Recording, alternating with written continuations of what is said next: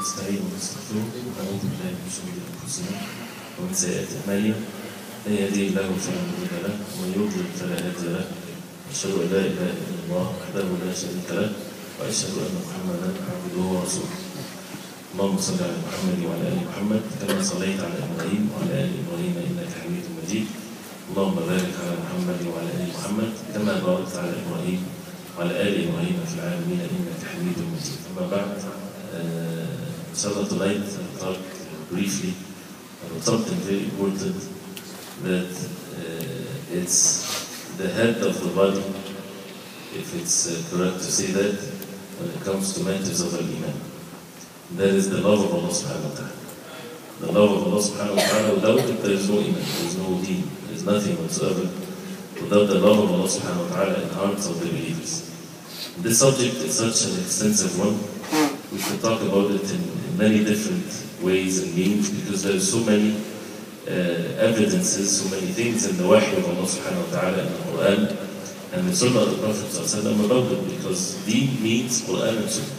Means the Quran and the way of the Prophet ﷺ. We don't try to make things fair-seeming to us, or philosophy or anything like this. No, we're followers of the text. If the text comes with something, meaning the Quran and the Sunnah of the Prophet ﷺ, we follow that. And we follow that the way it was applied at the time of the Prophet ﷺ and the companions and the early generations of Islam. Because our understandings can be different from one place to the other, from one time to the other, from one culture to the other. So the only thing that this ummah will be united is if it's united on that understanding, the understanding of the companions of Allah, that we know for sure that Allah Subhanahu Wa Ta'ala was pleased with them and they were pleased with Him. And this is what the Prophet ﷺ said in the hadith when he said that this ummah will split into 73 sects, all of them in the hellfire except one. And when he was asked ﷺ, what is this one? He said, أَنَا عَلَيْهِ وَأَصْحَابِي الْيَوْمِ. One of the narrations, الْيَوْمِ. What me and my companions are on, الْيَوْمِ, today. What me and my companions are on, today. Meaning at the time of the Prophet ﷺ. So this is our duty, especially at times of differences, times of fitan. And this is something that the Prophet ﷺ said, and we keep on repeating the hadith over and over again, because we are in times of fitan. We are in times of differences, and so on. So what to do in these types of differences? The Prophet ﷺ said, فَإِنَّهُ يَعِشْ مِنْكُمْ فَسَيَرَ اخْتِلَافًا كَثِيرًا. Whoever lives among you, he would see many differences.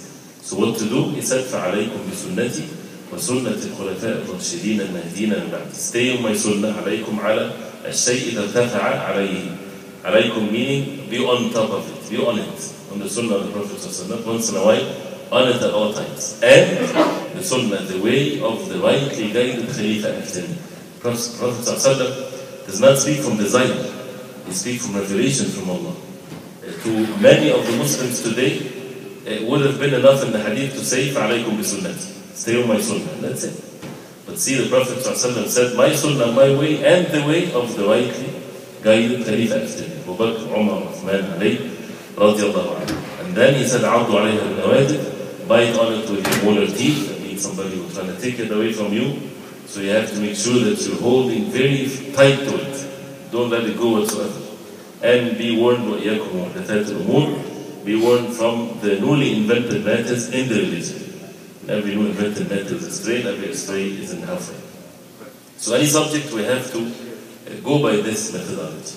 So when we talk about the love of Allah Subhanahu Wa Ta'ala, many things are going to be said about it. But one of the things that Ibn Qayyim rahimahullah, he mentioned 10 means to have the love of Allah Subhanahu Wa Ta'ala in our hearts. And not just the hearts, in our life. To establish this act of worship. This is an act of worship, it's not feelings. Right? This is an act of worship. One of the means of ubudiyyah to Allah Subhanahu Wa Ta'ala, that as Sheikh Ibn Rahimahullah, he gave the example of it, a bird with head and 2 wings. The head is the love of Allah Subhanahu Wa Ta'ala. No head, there is no bird. Right? So there is no love of Allah Subhanahu Wa Ta'ala, there is no iman, there is no deen whatsoever. And the 2 wings, one is the fear of Allah and one is the hope for the rewards of Allah. Right? The bird cannot fly unless it has the 2 wings. So this is basically what the believers are with regarding to their actions and their obedience to Allah Subhanahu Wa Ta'ala, and their life like this. But, and even more, without no exaggeration whatsoever, there is no human being on the face of earth, every single human being on the face of earth, Muslim, non-Muslim, everyone, the thing that makes them move, the thing that makes them do anything is love. Is al-mahabba, is the love. Whether it's the love of Allah Subhanahu Wa Ta'ala, or the love of the money, or the love of security, or the love of whatever, joy, play, the thing, the young and old and everyone, the thing that makes them do anything is some sort of love that makes them move and sacrifice and talk and do act and so on. So for the believers, since Allah Subhanahu Wa Ta'ala created them only to worship Allah Subhanahu Wa Ta'ala alone, this is the only purpose of their existence. So their move and sitting and standing and speech and everything, the thing that drives them is this fact. It's the ubudiyyah to Allah Subhanahu Wa Ta'ala, which one of its principles, one of the most important means of ubudiyyah to Allah Subhanahu Wa Ta'ala is the love of Allah Subhanahu Wa Ta'ala. And this is also one of the two pillars of ibadah. Ibadah is established with two pillars. The perfect love of Allah Subhanahu Wa Ta'ala with the perfect submission. Not just love as feelings, but it has to be also submission. Submission willingly to Allah Subhanahu Wa Ta'ala and His words. So to make it brief, what are these 10 needs? You will find that some of it is to be done by the heart, some of it to be done physically. And the whole body of the human being is supposed to be all for the sake of Allah. And as we said, and we need to say it over and over again, because this is what made the people of Ahlul Sunnah wal Jama'ah unique. They followed the truth from the Quran and the Sunnah, following the way the companions radiallahu anhum, they understood things in the proper way. One of which is what Al-Iman is. Al-Iman is not just a belief in the heart. Literally, linguistically, you can think this way. But when you read in the Quran, verses that talks about Al-Iman, hadith of the Prophet ﷺ, it's more comprehensive than just a belief in the heart. Even the Prophet, Allah Subhanahu Wa Ta'ala, called the Salah Iman. وَمَا كَانَ اللَّهُ لِيُضِيعَ إِيمَانَكُمْ, when the Qibla was changed. And the people came and asked the Prophet ﷺ, how about those companions, those who died when they were facing Jerusalem, Bayt al-Maqdis in their Salah. And now the Qibla is changed to Mecca. Does that mean that their Salah will be in vain? It's not valid for them and they passed away? The verse was revealed. مَا كَانَ اللَّهُ لِيُضِيعَ إِيمَانَكُمْ. Allah Subhanahu Wa Ta'ala will not make your Iman in vain and rendered. Referring to the Salah. Imanakum is your Salah. And many, of course, evidences in the Quran and the way of the Prophet ﷺ. So what is the Iman? The Iman is speech and action, increases and decreases. We need to memorize this. Iman is speech and action. Increases and decreases. Increases with the good deeds, decreases with the bad deeds. So if somebody asks us what is Iman, we say it like this. What speech means? Speech means not just the speech of the tongue. This is one part of the speech. Speech is two kinds, two things. The speech of the heart and the speech of the tongue. The speech of the heart is the belief. So the belief in the heart, believing in the 6 pillars of Al-Iman and so on. This is Iman. And the speech of the tongue, this is part of Al-Iman. The saying the Shahadatain with one's tongue. Again, if somebody believes in La ilaha illallah in his heart, but refuse to say it with his tongue, doesn't want to say it, would he be considered a Muslim? No. Unless he says it. Unless he's mute or something. So in the heart the belief, and in the tongue the speech, reciting Quran and so on. And in the heart, again, deeds done by the heart, like the love of Allah Subhanahu Wa Ta'ala, the fear of Allah, the hope for the rewards from Allah. So two things in the heart, the belief and actions done by the heart, and the speech of the tongue, and the deeds done by the rest of the body. So there is nothing out. Nothing out in our life, unless it's part of an Iman. Either at any moment, now, 5 minutes ago, an hour ago, sleeping, work, home, school, streets, driving, anything, we're either doing what is haram wal-'iyadhu billah, or we're either doing what is mandatory, obligatory, which is the opposite of the haram, or we're doing something recommended, or we're doing something makruh, or we're doing something mubah permissible. It has to be one of these 5. So the whole life is the deen. And that's why Allah Subhanahu Wa Ta'ala says, قُلْ إِنَّ صَلَاتِي وَنُسُكِي وَمَحْيَايَ وَمَمَاتِي لِلَّهِ رَبِّ الْعَالَمِينَ لَا شَرِيكَ لَهُ وَبِذَلِكَ أُمِرْتُ وَأَنَا أَوَّلُ الْمُسْلِمِينَ. That say, O Muhammad sallallahu alaihi wasallam, my salah, my slaughtering, my life and my death, all for Allah Subhanahu Wa Ta'ala. There is nothing left. And that's the real happiness of this life. When you are nothing but for the sake of Allah Subhanahu Wa Ta'ala. When there is nothing even left for yourself. Everything in you is for the sake of Allah Subhanahu Wa Ta'ala. Even your relaxing time, The thing that you enjoy it so that you are grateful to Allah Subhanahu Wa Ta'ala. You witness the mercy of Allah Subhanahu Wa Ta'ala, that He bestowed these means of happiness for you physically. And you would remember the real joy in Jannah that Allah Subhanahu Wa Ta'ala would bestow on the believers. Give them something in this life to have a taste of what it means to be happy, to enjoy the materialistic things, so that when they taste something like this, and of course Jannah, nothing is the like of it, so they would understand, have some understanding what joy means, what happiness means, what it means to something to taste good, or to feel good. Not to just for the sake of enjoyment in this life, but to establish the purpose of our life and to get to know how things will be in the hereafter. Same thing with the tests and the miseries and so on. So, to make it brief, what are these 10 things? According to the order of what he said, not to classify what's in the heart and what's not, the 10 means to gain the love of Allah Subhanahu Wa Ta'ala, to have the love of Allah Subhanahu Wa Ta'ala. And one thing before we say the 10 points again, we should all remember the hadith of Anas radiallahu anhu, when he said that a man came to the Prophet ﷺ and he told him, متى الساعة? When is the hour? When is the last day? So the Prophet ﷺ told him, ماذا أعددت لها? What did you prepare for it? So in one of the narrations, the man, as if he looked sad when the Prophet ﷺ asked him this question. What did you prepare for it? So he said, I don't have much of salah and siyam and so on. Right? Of course, he doesn't mean the obligatory salah, the obligatory siyam. These people, they understood the minimum requirement of being a Muslim, to fulfill their obligations and to stay away from haram and so on. But when we read about the Prophet ﷺ and the companions standing all night, not all night, a big portion of the night in salah and so on.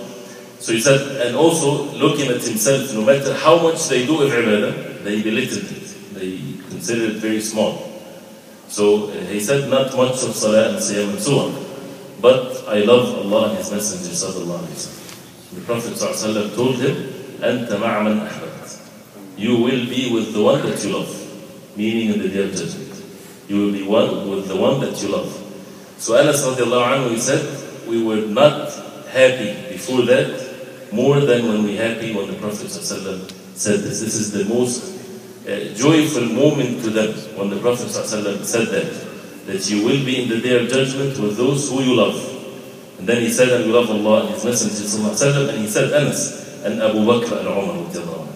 So whoever wants to be with them, he should love them. Whoever doesn't love them, they won't be with them. They will be in hellfire. So this is something that brings the joy in the heart. That the love in the heart, and as a result of that, we have to be truthful in this love. You love someone, you would sacrifice for that person, your children, your wife. You would do things, you go out of your way to be truthful in this love and so on. The love of Allah Subhanahu Wa Ta'ala, nothing is the like of it. It's not like the love of the human beings. The love to the human beings is deficient, goes away. People in the day of judgment, they will be enemies to one another. Except those who have taqwa, their love will continue because it was for the sake of Allah Subhanahu Wa Ta'ala. So anything will be terminated except what's for Allah Subhanahu Wa Ta'ala. As Jibreel alayhi salam, he said to the Prophet sallallahu alayhi wa sallam, Muhammad, أحبب من شئت فإنك مفارق وأعمل ما شئت فإنك مجزي به. He said to him, O Muhammad, love whoever you want, one day you have to leave them. Nobody will go with us in the grave. Nobody will give us company in the grave. If you ask the most beloved to you, your wife or your children, if I die and go to the grave, please, if you love me, stay with me one night, just one night in the grave. Because that's not permissible, of course, for someone to do this. But they would bury you and run away from the graveyard. Right? This is the reality of life. We have to be alone physically. One day, one time will come. The only thing that will be the companion of the person is what was for the sake of Allah Subhanahu Wa Ta'ala in this life, or the opposite of that, so this is a very serious thing. So what are these 10 things? The first thing he mentioned is the Quran. The Quran, number one. Because the Quran is the thing between us and Allah Subhanahu Wa Ta'ala. The person wants to gain the love of Allah Subhanahu Wa Ta'ala, wants to be obedient to Allah, wants to be whatever, there is the Quran. The words of Allah Subhanahu Wa Ta'ala. And then when we say the thing between us and Allah Subhanahu Wa Ta'ala, that means there is no connection, there is nothing whatsoever between the human being and Allah Subhanahu Wa Ta'ala except by the words of Allah Subhanahu Wa Ta'ala. And this is what the Prophet ﷺ said that the companions, as you have the good tidings, the great news, that the Quran has two ends, one end in your hand and one end with Allah Subhanahu Wa Ta'ala. Whoever holds fast to it, he would never be led astray, because it's the word of Allah Subhanahu Wa Ta'ala. When we say the Quran, we mean reciting the Quran, pondering over its verses, because it's not just the Quran to do one thing or the other, but to do all the rights of the Quran on us. It needs a lecture by itself. To recite it, to ponder over its meanings, and again, it's a sad thing. We all love Allah Subhanahu Wa Ta'ala. We ask Allah Subhanahu Wa Ta'ala to make us among those who love Allah Subhanahu Wa Ta'ala. We care about the Quran and so on. But how many of us went through one verse after another to make sure that we understand the message of the Quran in every single verse of it? Right? If somebody would say, well, this is not mandatory as long as I know what is mandatory for me and so on. But what's the value of this life? If life is passing like this without getting to know a verse in the Quran, that we won't get to know the meanings of it, so that we don't even reflect upon this verse, what Allah Subhanahu Wa Ta'ala wants from us, it's a waste. Really wasting so much in our life when we do not get to know the sweetness of Al-Iman when we ponder over the verses of the Quran. So reciting the Quran, pondering over the Quran, and this is, again, all verses says this. To recite it, this is one of the characteristics of the believers. To ponder over it, كتاب أنزلناه إليك مبارك ليدبروا آياته. We reveal this book, Mubarak, blessed. For what reason? For them to ponder over its verses. To memorize it, right? And again, no difference between small and big, young and old. If, mashallah, a person can memorize something, that means we can memorize the Quran. Allah Subhanahu Wa Ta'ala says, وَلَقَدْ يَسَّرْنَا الْقُرْآنَ لِلذِّكْرِ فَهَلْ مِن مُدَّكِرٍ. We have made the Quran easy for everything, memorization, citation, and so on. Then where are those who will be reminded? Easy when a person is truthful and put the effort, of course, right? So we need to have something like this, and again, something that needs some details to it. And acting according to the Quran. So how the importance of the Quran in our life, this what brings the love of Allah Subhanahu Wa Ta'ala in the heart, because that's the words of Allah Subhanahu Wa Ta'ala, and if the heart has the words of Allah Subhanahu Wa Ta'ala, this is a blessed heart, right? And also it brings the love of Allah Subhanahu Wa Ta'ala, that Allah loves those who would give the importance of the Quran, which is basically part of this deen, is to make the nasiha, the concern of the Quran in the heart. So this is briefly. The rights of the Quran, the details of this, it's a lengthy topic. The second thing, and of course when we say the Quran, where is the place of this act of worship? It's in the heart, pondering over the Quran, right? It's on the tongue, speech, reciting the Quran. It's memorizing in the heart, right? And the tongue. And acting according to the Quran, the rest of the world, everything, right? So the Quran makes the human being a true servant of Allah Subhanahu Wa Ta'ala. With every atom of our body will be in that state of worship of Allah Subhanahu Wa Ta'ala, and it brings all means of goodness. And we don't have to really see the cause and effect in it. We are ibad to Allah Subhanahu Wa Ta'ala. Abd, he does not necessarily know the outcome of things. He's ordered to do this, he do it. The effect of that and the joy that a person will get, this is rizq, provisions from Allah Subhanahu Wa Ta'ala. So the person gives the effort, the amazing results is just an amazing thing, the joy of this life. So this is the Quran. The second thing is, according to the order that he mentioned, is to do the nawafil, to do the optional acts of worship after perfecting the obligatory acts. We have obligations and we have optional acts of worship. And to understand the ulama, they call it maratib al-a'mal, the levels of the deeds. It's part of knowledge that we need to have, meaning that we need to know the different levels of deeds, not to leave what is less important. There's nothing less important in the deen of Islam. Not to leave what is recommended and do the obligations only. No, we need to know the levels of the deeds, so that we would, if one or two, one only that you have to do, one of the deeds, one or the other, you have to do at this time. Which one should you do? The obligation or the optional acts of worship? Of course, the obligations comes first. So this is the benefit of knowing it.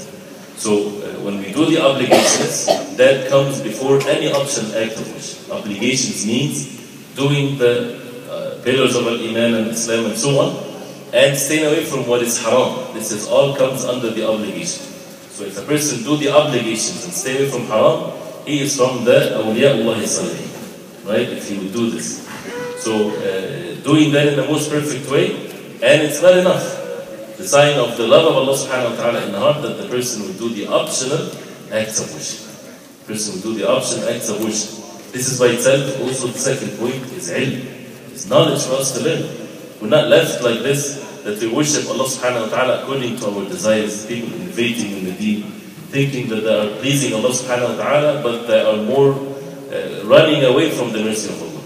The more the person worship Allah, not disobey Allah, worship Allah Subhanahu Wa Ta'ala, but not on the way of the Prophet ﷺ, he does not increase, but to be far away from Allah Subhanahu Wa Ta'ala. He's running away from Allah Subhanahu Wa Ta'ala, from the mercy of Allah, by worshipping Allah in his own way. So this is the hadith, the Qudsi, where Allah Subhanahu Wa Ta'ala says, وَمَنْ تَقَرَّبَ إِلَيَّ عَبْدِي بِشَيْءٍ أَحَبَّ إِلَيَّ مِمَّا افترضت عَلَيْهِ. That no slave of Allah Subhanahu Wa Ta'ala will draw closer to Allah Subhanahu Wa Ta'ala by what is more beloved to Allah Subhanahu Wa Ta'ala than the obligations. And we mentioned many examples, and there's no exaggeration if you say one fard, right? Salat al-Isha that we just prayed now, right? If a person prays nafil salah from the moment he reached the age of puberty till he dies, never stop salat, nafil. Fill all the time of his life with salat. It won't come equal to the reward of one fard salah. This is fard and this is nafil. Fard is fard. It's the most beloved deeds to Allah Subhanahu Wa Ta'ala. That's why Allah Subhanahu Wa Ta'ala made it an obligation. So when we say we do the obligations, again, it's not just to do it, but to establish it. So to be behind the Imam, to reach, to make the takbirat al-ihram behind the Imam, not to miss that one, it's more beloved to Allah Subhanahu Wa Ta'ala than praying all night and optional act of worship. Because this is something to do with the obligations. And the more we exalt and honor the obligations, the more we basically doing what Allah Subhanahu Wa Ta'ala wants us to do. But that's not it. We do with this also the optional acts of worship. And there are many. The 12 rak'ah sunnah of the day and the night prayer. When it comes to the salah, there are many. The duha prayer, right? Salah, khayr mawdu'. The best subject is the salah for anything. When the person will pray, but not in the time when the salah is forbidden. Any act of optional act of worship, whether it's in salah or fasting, or charity, or dhikr, or whatever. And this is how we do this. And because the hadith says, وَلَا يَزَالُ عَبْدِي أَتَقَرَّبُ إِلَيَّ بِالنَّوَافِلِ حَتَّى أُحِبَّهُ. Because the love of Allah is mentioned.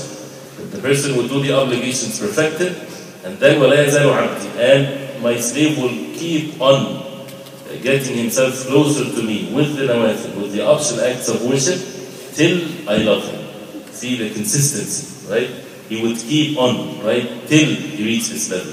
So it's a level of struggle and patience and so on, till he reaches this level. And once Allah Subhanahu Wa Ta'ala loves him, as the hadith says, كنت سمعه الذي يسمع به وبصره الذي يبصر به ورجله التي يمشي بها ويده التي يبطش بها ولئن سألني لأعطينه ولئن استعاذني لأعيذنه. Then Allah Subhanahu Wa Ta'ala says, I will be the hearing that he hear with. It means Allah will guide him to hear only what Allah Subhanahu Wa Ta'ala loves. Allah would guide him to make him see what Allah Subhanahu Wa Ta'ala like for him to see. And he would walk to what Allah Subhanahu Wa Ta'ala loves. His hands will be used in what Allah Subhanahu Wa Ta'ala loves. And if he asks me, I will give him. Right? His dua become accepted. And if he seek refuge in Allah, that will be accepted. As by doing this, the obligations, and following that with the optional acts of worship. This is number 2. And this is again with the heart and the tongue and the different parts of the body. The salah has all these means of ibadah to the whole body. Khushu' is in the heart, and pondering over the verses, and speech of the tongue, and the rest of the body. So this is the second thing. The third thing is دوام ذكر الله عز وجل. To consistently make dhikr of Allah Subhanahu Wa Ta'ala. And the dhikr of Allah Subhanahu Wa Ta'ala is by the tongue and by the heart. Right? And the best level of the dhikr is when it's both. The heart and the tongue is together. What you're saying, you mean it, basically. And your heart is with it. We're not just saying something and our heart is a different place. No, it's all in the same direction. And the dhikr of Allah Subhanahu Wa Ta'ala, and again I'm just giving titles, right, for the details for us to expand on this. The dhikr of Allah Subhanahu Wa Ta'ala is of 2 types. The dhikr in certain occasions, at certain times, in certain situations, certain places, certain states that a person is in, and certain times. before going to sleep, before eating, after eating, getting into the car, these types of things. When you wake up at night, the things that has a special time or place also to be said. And this has to be authentic from the Prophet ﷺ. So we get a book of adhkar that is from the sunnah of the Prophet ﷺ, and we should be really warned, especially at a time of, things are ambiguous in this life that we live in. We should make sure that we don't just take anything like this, right? We have to make sure that this is, the Prophet ﷺ said it, it's an authentic book. Books of hadith, the ulama of the hadith authenticated it, because people can make up things, right? So to make sure that we're not wasting our time in just things that has no rewards in it. So this is one type of dhikr. The other type of dhikr is to make dhikr to Allah Subhanahu Wa Ta'ala at all times, without any limits to time or place or whatever.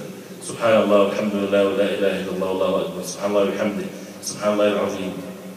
Things like this, learning the things what to say according to the way the Prophet ﷺ. And this is also another subject for us to learn and to expand on this, and to be away from the invented means and ways of dhikr, and to follow the way of the Prophet ﷺ.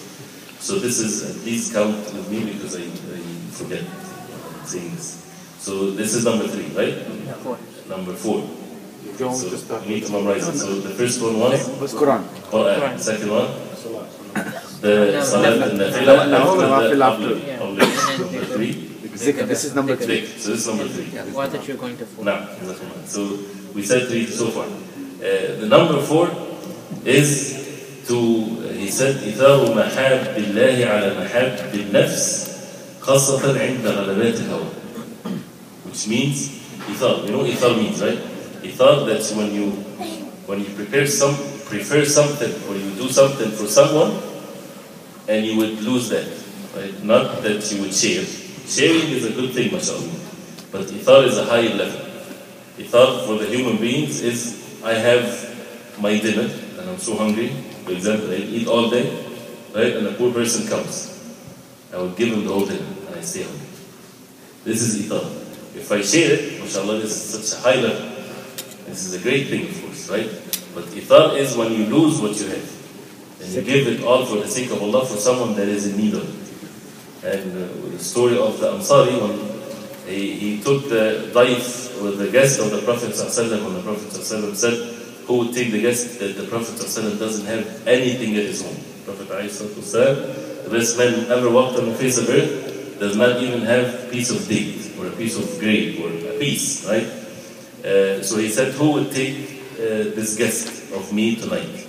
So this Ansari, he said, me, O Prophet of Allah, without even knowing what he has at home. It's just a great honor for him to do that. And when he went to his home and he told his wife, she said, I have only food for the children, not even for them, for the children.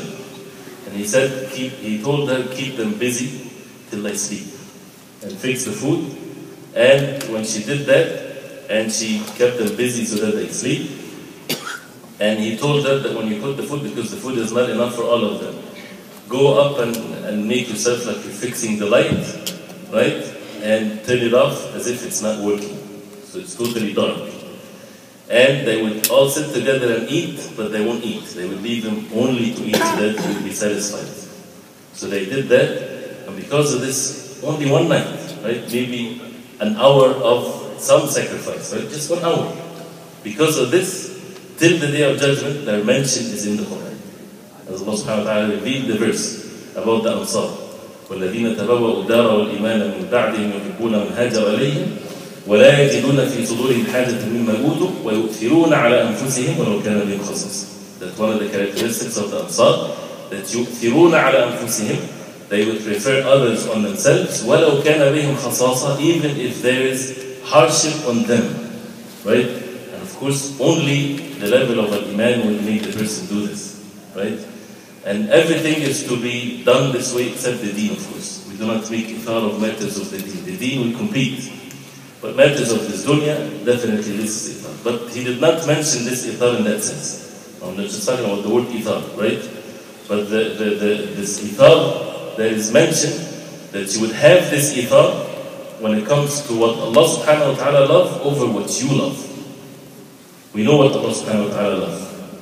How do we know this? Not from dreams, or not what we think, or not what people might think.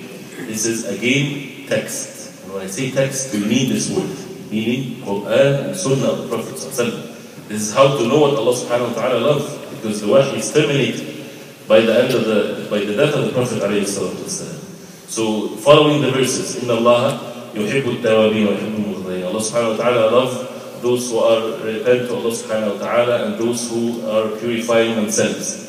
Allah loves for you to be on the Tawheed. Allah loves for you to stay away from associating partners with Allah. Love for us to follow the Prophet ﷺ. Love for us to establish the Salah, to give charity.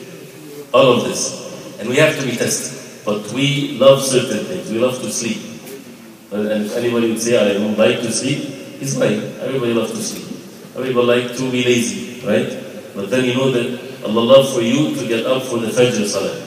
So you will get over this love of yourself. You will have this ithar that you would do what Allah Subhanahu Wa Ta'ala loves over your own love. And if Allah Subhanahu Wa Ta'ala loves for you to stand up at night and make the Salah, night prayer, you will do this over your own love of sleep or whatever. You would prefer what Allah Subhanahu Wa Ta'ala loves. Allah Subhanahu Wa Ta'ala is the most rich, not giving anything to Allah Subhanahu Wa Ta'ala. He is the most rich Subhanahu Wa Ta'ala. أيها الناس وأنتم فقراء إلى الله والله غني حميد. You people, you are fuqara to Allah. You are in need of Allah Subhanahu Wa Ta'ala, and He is the most rich. It's the benefit, and this is the real jude. This is the real generosity of Allah Subhanahu Wa Ta'ala. That He loves for you to do these deeds, and nothing goes to Allah Subhanahu Wa Ta'ala as far as the benefit. It's all to you as a human being. What is more generosity than this? So the issue of, and we need to follow this in anything that we do. You're about to make a big money benefit, but there is haram in it. And you know that Allah Subhanahu Wa Ta'ala loves for you to stay away from this. You would step over your nafs because you love Allah Subhanahu Wa Ta'ala. And you don't care about this. If the whole dunya turns away from you, it doesn't matter. If they kick you out in the streets and you have no shak, but the love of Allah Subhanahu Wa Ta'ala will prevail. He would never let you down whatsoever. It's all whispers of the shaitan. And bring just one example of somebody was let down as a result of his obedience to Allah Subhanahu Wa Ta'ala. There is no way. But the test regarding to this, do we love ourselves more, or do we love our children more, our wives more? Allah Subhanahu Wa Ta'ala says, وَإِنْ كَانَ أَبَوْكُمْ وَأَبْنَاؤُكُمْ وَإِخْوَانُكُمْ وأزواجكم وعشيرتكم وأموال اقترفتموها وتجارة تخشون كسادها ومساكن ترضونها أحب إليكم من الله ورسوله وجهاد في سبيله. 9 things mentioned that goes around it the whole life of this human being. If it's more beloved to you than Allah and His Messenger in the fight for the sake of Allah Subhanahu Wa Ta'ala, then wait for the order from Allah to come. So to put this forward, and again this is the subject of many things, and we need to ponder over this and witness this in anything that we do in our life. And by being aware of this and not to be forgetful whatsoever, it's a joyful thing in our life. You would enjoy it. You would witness and you would look very carefully what is happening to you every day and every night. Because it's meant to be this way. Allah is the most wise. Why He brought you in this place. Why you are now here. Why you are next to this person. Why you are eating this today. Or whatever, anything. Right? And you will find that we are tested with everything, whether we will put forward what Allah Subhanahu Wa Ta'ala wants from us, or our own benefit, which is basically waste, and there's no contradiction, because Allah Subhanahu Wa Ta'ala is the most merciful. And the real joy is in fulfilling what Allah Subhanahu Wa Ta'ala wants from us. So this is number 4. Number 4. Number 5, and this is something to be done by the heart, and it's part of his belief, as he says, مطالعة أسماء الله عز وجل وصفاته. When you get to know Allah Subhanahu Wa Ta'ala with His names and attributes, right? One way of this is that you can go one name after another, and another way, which is even better, is to do that from the first mean, and that is by the Quran. Follow the Quran. When you're reciting the Quran, from the beginning to the end, and by the way, the Sahaba radiallahu anhum, they used to be famous by khatma, by finishing the Quran in 7 days. Right? I'm not saying that we should do that and do it in such a way that we don't understand anything. It's a way to increase our zeal so that we would learn how to recite the Quran perfectly, so that we would reach this level. And while you're trying to reach this level, your life is not wasted. You're getting double of the rewards when you're correcting your recitation, when you're trying to learn the Quran. They used to, a lot of them, this is something famous among them. They would divide the Quran into 7 parts. The first 3 surahs, Al-Baqarah, Al-Imran, and Al-Nisa, in one day, right? And then the next day, the next 5, and then the next 7, and the next 9, and the next 11, and the next 13 surahs, you would find yourself by Surah Qaf. And from Qaf to the end in one day, 7 days, right? And some would finish it in 2 weeks, and some finish it in a month. Imam al-Nawawi rahimahullah, he said in his book, Tibyan fi Adab Hamalat al-Quran, which is a very good book for a person to learn, is more than 2 months, you are falling under the category of those who deserted the Quran. Right? 2 months, that means what in a day? Half a juz, right? 4 broken. Easy. But say for someone who's not still started to learn how to recite the Quran today, at least a page, at least a line, anything. Right? But the point is, when we're reciting the Quran, the Salaf, you would find in them, in the early generations of Islam, they would sometimes recite the Quran from the beginning to the end, looking for one meaning. Because they recite it all the time, right? So Imam Ahmad rahimahullah is asked about something. What is the most severe ayah as far as the punishment is concerned? He does not say such and such. He's Imam Ahmad. He said, give me 3 days. And you go and recite the Quran in 3 days. And he gave him the answer, I did not find a more severe ayah in punishment than the ayah that talks about riba, usury. Why? Because Allah Subhanahu Wa Ta'ala said, فَإِن لَمْ تَفْعَلُوا فَأْذَنُوا بِحَرْبٍ مِّنَ اللَّهِ وَرَسُولِهِ يَا الَّذِينَ آمَنُوا اتَّقُوا اللَّهَ وَذَرُوا مَا بَقِيَ مِنَ الرِّبَا إِن كُنتُم مُؤْمِنِينَ. When you believe, fear Allah Subhanahu Wa Ta'ala and leave what has been left with the riba. فَإِن لَمْ تَفْعَلُوا, if you do not, فَأْذَنُوا بِحَرْبٍ مِّنَ اللَّهِ وَرَسُولِهِ, then wait for a war from Allah and His Messenger. He said, I didn't see anything more severe than this. Right? Of course, when it comes to matters of Muslims, not the disbelief and so on. So, something like this. They would finish the Quran looking for a meaning. Right? So, when we talk about the names and attributes of Allah, read the Quran and you're concerned in this, when you, from the beginning to the end, where in the verses that talks about Allah Subhanahu Wa Ta'ala. Al-Rahim, Al-Ghafur, Al-Hakim, Al-Razzaq, Al-Quwwat Al-Mateen, and ponder over this and to see what's the verse is saying, so that it ends with this name of Allah Subhanahu Wa Ta'ala.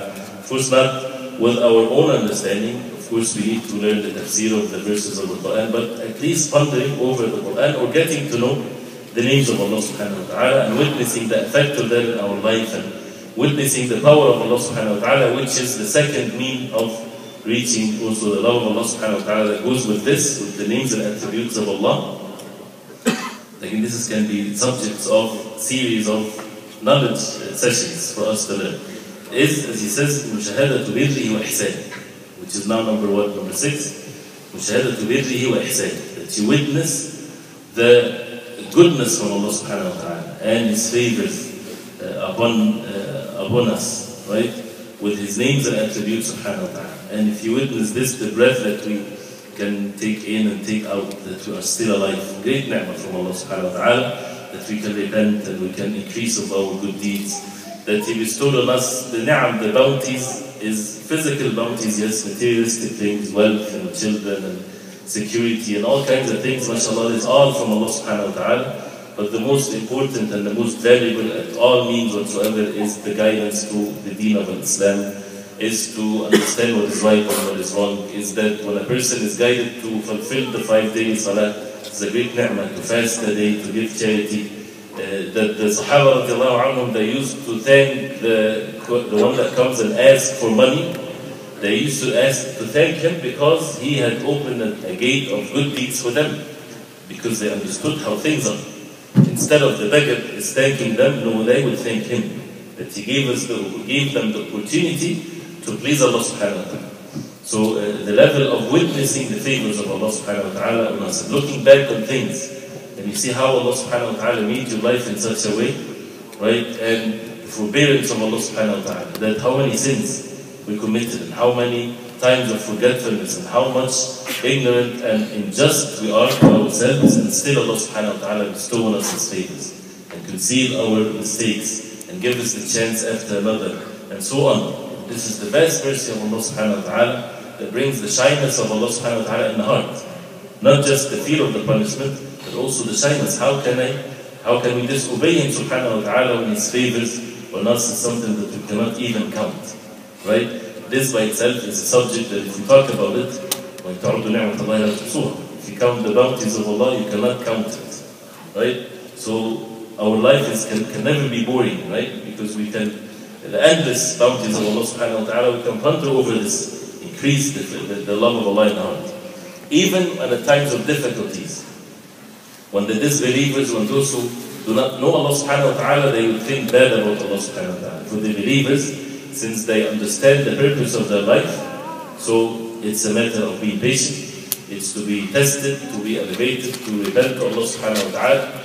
Anything they see, it's all good because it's from the most wise Subhanahu Wa Ta'ala. This morning we were talking with some brothers about, some people they don't understand, which is, I keep repeating also this because many people they don't understand this. When they say what's happening to the children in Syria, for example, you see them being killed and tortured and so on. And what is the fault of these young children? People do not understand the wisdom of Allah. And wal-'iyadhu billah, some people they would even say this is not fair, right? That the qadr of Allah like this and that. Of course, those oppressors, right, those who would do this, it's for them to increase the punishment for them, right? And this is by the wisdom of Allah for their punishment. If they do not repent to Allah Subhanahu Wa Ta'ala, will be more and more for them. But for the child or whatever, it brings the meanings that is mentioned in the Quran and the Sunnah of the Prophet ﷺ, that this life really has no value to it whatsoever. There's no value of life, like what the human beings think. It doesn't matter if a person dies when they're 1 year old or when they're 100 years old. What matters is when you die, where do you go? Do you go to the Jannah of Allah Subhanahu Wa Ta'ala or subjected to the punishment of Allah? Does it really matter? Okay, this child lived till he's 100. And then what? It's finished. If a person would move on to the hellfire, what's goodness of this life whatsoever? It doesn't mean that we, of course, approve things. What we're saying is, if it's already happened, something of the qadr of Allah Subhanahu Wa Ta'ala, we witness the wisdom of Allah Subhanahu Wa Ta'ala. And what really matters is to make the words of Allah Subhanahu Wa Ta'ala superior. This is the most important thing in our life. So witnessing the favors of Allah Subhanahu Wa Ta'ala once. Number 7. No, 6. You're discussing attributes, right? The attributes, and then after that, witnessing the favors of Allah Subhanahu Wa Ta'ala. That's another one. Now, so number 7, he said, which is something also done by the heart, which is, he said, one of the amazing things that if a person would have it, this is one of the amazing things, is al-inkisar. Al-inkisar is when you break something, right? So what does it mean by this? Is, if we literally translate it and give a negative meaning, your heart become broken. Broken heart is when people, lose a loved one or something, right? It's a bad feeling. No, it's in the sense that this is the feel of humbleness to Allah Subhanahu Wa Ta'ala. Not broken in the sense that a person is sad. No, the sense that you are so weak, you're so deficient. You have no power whatsoever. You have no might whatsoever. You have nothing. You're all owned by Allah Subhanahu Wa Ta'ala, and you see that you cannot do anything, you cannot speak, you cannot move, you cannot do anything except by the will of Allah Subhanahu Wa Ta'ala. Does that make the Muslim a weak human being? No. This makes the Muslim the strongest human being on the face of the earth. The strongest physically, right, in doing things. The strongest determination in one's life when the person is more humble to Allah Subhanahu Wa Ta'ala. But once he refers to himself as I did, and I'm this and that, he is the most deficient. We do things, yes, but by the will of Allah Subhanahu Wa Ta'ala. We refer everything good to Allah Subhanahu Wa Ta'ala. So this inkisar, or constantly having this feeling, that brings the love of Allah Subhanahu Wa Ta'ala in our heart. And we can see that in our life. That doesn't need too many evidences about this. Look at ourselves when we are born. Total humbleness, right? We cannot do anything. And at the moment of death, it's the same thing. Person submitting himself, cannot help himself. And what's in between is the same thing, but given some power and energy to be tested. But this sad case of this human being that he thinks that he's all that when he's nothing. Allah Subhanahu Wa Ta'ala says, the first verses in the Quran, اقرأ باسم ربك الذي خلق خلق الإنسان من علق. He created the human being from علق, a dirty drop. اقرأ وربك الأكرم الذي علم بالقلم علم الإنسان ما لم يعلم. That Allah Subhanahu Wa Ta'ala is the one that made the human being know what they didn't know before. Then right after that, what does it say? كلا إن الإنسان لا يطغى. Knowing how we are created, still the human being, he tends to transgress. For what reason? أَرَّأَهُ اسْتَغْنَى. When he sees himself, he thinks that he is staghna, he's rich, he does not need وَالْعِيَاذُ بِاللَّهِ Allah Subhanahu Wa Ta'ala. This is how ignorant the human being can take himself down, by thinking that he can do things. So he does not need وَالْعِيَاذُ بِاللَّهِ, he thinks that he does not need the help from Allah Subhanahu Wa Ta'ala. He can do things on his own, right? And this is what Allah Subhanahu Wa Ta'ala mentioned in the Quran, how ignorant the human being become when his way that he was born and the way that he dies and everything, if you just think for a minute, the matter is so clear. So this al-inkisar, which is also another detailed subject. Number 8 is to take advantage of, he called it waqt al-khalwa billahi tabaraka wa ta'ala, to take advantage of the time when you are alone in the last third of the night, when nobody is with you, and you would get up and you make salah and you make dua to Allah Subhanahu Wa Ta'ala. The time, which it's mentioned in the hadith in Sahih Muslim, that Allah Subhanahu Wa Ta'ala descends in the way that fits His Majesty Subhanahu Wa Ta'ala to this sama' dunya, to this dunya, and says, هل من سائل فأعطيه هل من مستغفر فأغفر له. There's anybody asking so that I can grant him what he asked for? Anybody that is seeking forgiveness so that I would forgive him? So how then can a person would intentionally want to sleep during this time? At least it doesn't have to be the whole third of the night, but a portion of it. Just before Fajr, this is part of this night. They used to pray a big portion of the night, and then they would sit the time of the Sahar, just before Fajr, asking Allah Subhanahu Wa Ta'ala for forgiveness. As Allah Subhanahu Wa Ta'ala said about the believers, وَالْمُسْتَغْفِرِينَ بِالْأَسْحَارِ, those who seek forgiveness from Allah by the time of the Sahar.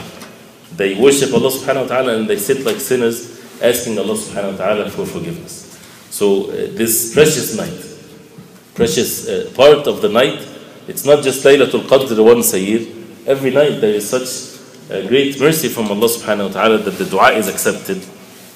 And a person's, if he turns to Allah Subhanahu Wa Ta'ala, matters of goodness of this life and in the hereafter, great advantage. But the shaitan, as we know, put 3 knots on our heads when we sleep.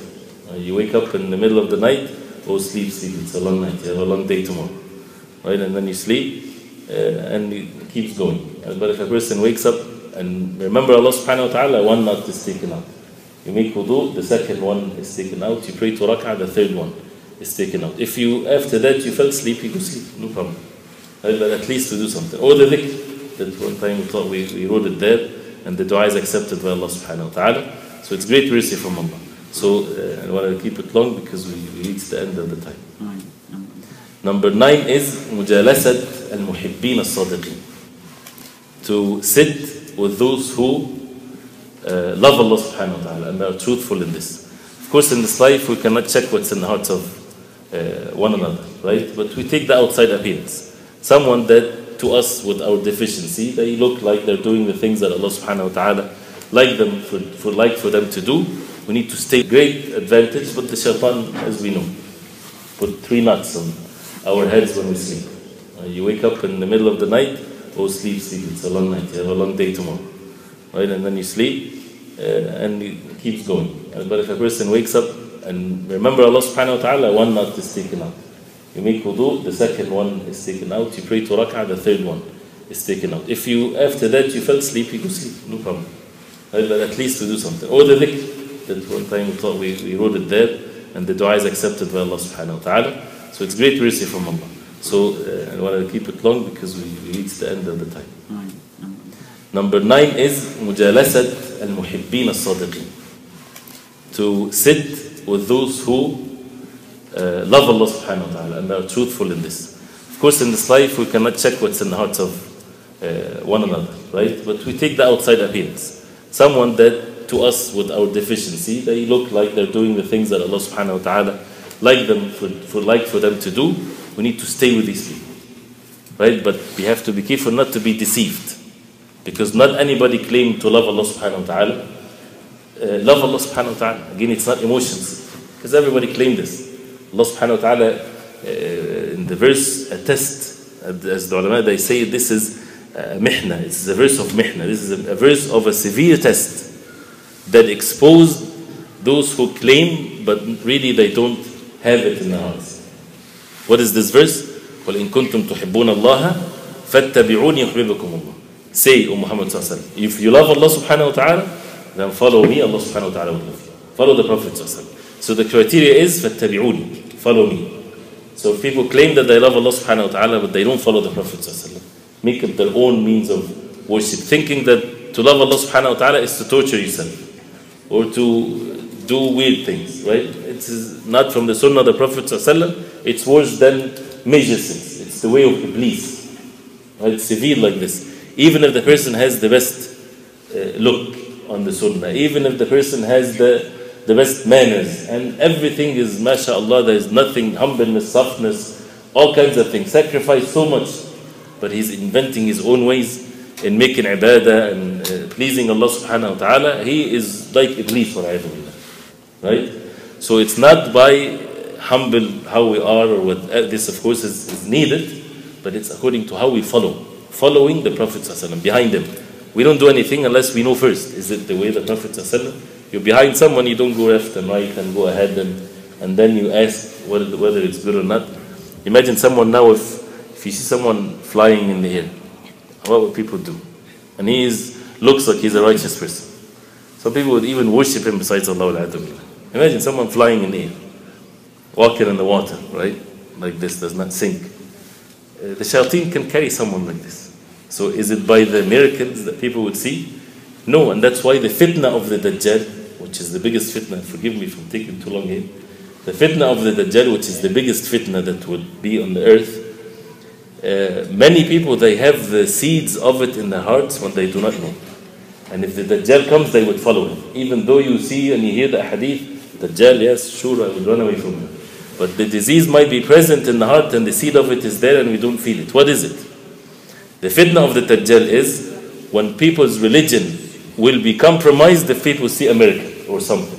Or see something, the Dajjal, he orders the ground to bring out its goodness, it comes out, he orders the sky to rain, it rains. Right? Miraculous thing happening, right? So people will follow him. It's a big fitna, it's not an easy one. The same thing if a person's religion is based on, he saw a dream, or there's this happened, or this happened. Our deen is completed, right? Of course, if things happen, mashallah, no problem. But we follow what? When we follow the Prophet ﷺ. So to live with those who remind you of Allah subhanahu wa ta'ala, those who, at least from their outside appearance, that they love Allah subhanahu wa ta'ala, follow the way of the Prophet ﷺ. To have patience in doing that, because they might not be the most fun person to live or to stay with. As Allah subhanahu wa ta'ala said to the Prophet ﷺ, وَاصْبِرْ نَفْسَكَ مَعَ الَّذِينَ يَدْعُونَ رَبَّهُمْ, be patient with those who call unto Allah subhanahu wa ta'ala, and so on. So to live in the company or to stay in the company of those who love Allah subhanahu wa ta'ala, this is one of the signs that we love Allah. And the number 10 one is a very general one, is to leave everything that will be a barrier between you and the love of Allah subhanahu wa ta'ala. You leave everything that will be a barrier for you when it comes to the love of Allah. Right? As the Prophet ﷺ said, which is a sound hadith, and it's also, some talked about its authenticity, but it's a sound hadith, and it's authentic, no doubt, when it comes to be mawquf from one of the companions. That means it's not to the Prophet ﷺ, but one of the companions said. But again, the hadith itself is also sound. مَنْ تَرَكَ شَيْئًا لِلَّهِ عَوَضَهُ اللَّهُ خَيْرًا مِنْهُ. Whoever leaves something for the sake of Allah, Allah subhanahu wa ta'ala would replace it by something better. And the best thing is when it's replaced by the love of Allah subhanahu wa ta'ala. You leave something for the sake of Allah. You leave it for the sake of Allah. Not that you leave a halal thing for the sake of Allah. No, of course, we do not make what is halal haram. We don't make it difficult for ourselves to, yes, enjoy the permissible things. But means to leave something haram or doubtful, right, for the sake of Allah, not for anything, but for the sake of Allah subhanahu wa ta'ala alone.